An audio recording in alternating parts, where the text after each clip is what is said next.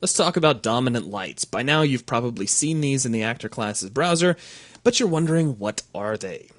Well, when Lightmass was added to Unreal Engine 3, the entire idea behind lighting changed.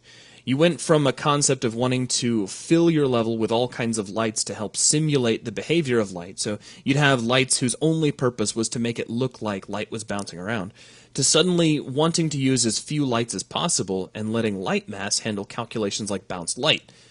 The problem with this is that it became more and more difficult to deal with lighting on things like characters and dynamic objects because you had fewer lights to work with them, and you don't want to have to create dynamic lights for everything. Now let me give you a quick example. Here in this level, we have a setup which would have been pretty typical pre-Lightmass. We have a single directional light, and it's lighting through these static meshes, and we got a skeletal mesh here, and a mover that's just sliding back and forth. Now I'm going to play from here, and we'll just step on the mover and take a look at the lighting and shadowing on our character here. Now, this is the result of a light environment, and a light environment is a special calculation to make the lighting on a dynamic object feel more realistic. Underneath the hood, it's a spherical harmonic light and a single directional light that combine together to simulate the effect of all of the static lighting in your scene. They mimic dynamic lighting in a much more efficient manner than if you just had dynamic lights all over the place. The problem, though, is notice that there's practically no realistic shadowing. I mean, up here we've got these nice cables that are passing by, but we don't see any of those cables shadowing on the character, so the quality has really dropped. This is where dominant lights come in. A dominant light is kind of the best of both worlds. It allows you to have detailed static shadows as well as dynamic shadows on animated objects such as characters and movers. So I've got the exact same setup, but using a dominant light instead of just a regular directional light. And we'll go ahead and close that. And if we look up, here's our directional light. Now, it was added in the same way that you would add any other kind of light. All we did was go to the Actor Class's browser, and underneath directional light, you'll see dominant directional light.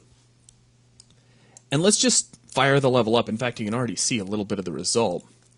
Choose Play in Editor. Now check out the shadowing. We're getting this really great shadowing not only on the character, but also on the mover itself and on the little first-person weapon that we're holding down here in the corner of the screen.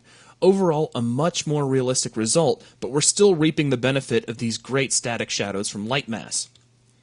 So, again, it's just the best of both worlds, and this is kind of the state of the art. This is where your lighting systems should generally be going with your levels. Start off with a dominant light, and then you'll just add some regular lights there if you need artistic control over a certain area. Say maybe if we had something over here in the corner that was supposed to be lit up. A couple of words of warning: you should only have one dominant light affecting any given surface in your level. Do not use multiple dominant lights. You will get a warning if you do this. Generally on a PC, I've found that it will still render, though you'll get the warnings. If you were to ever create games for a console, though, it will be a problem. So for now, just as a general rule, only have a single dominant light affecting your surfaces. That doesn't mean you have to only have one in your level. If you can block out surfaces from one dominant light, you could potentially add another one. Just make sure that no two dominant lights are ever affecting the same surface. So that is going to wrap things up for this video. Thanks a lot. We'll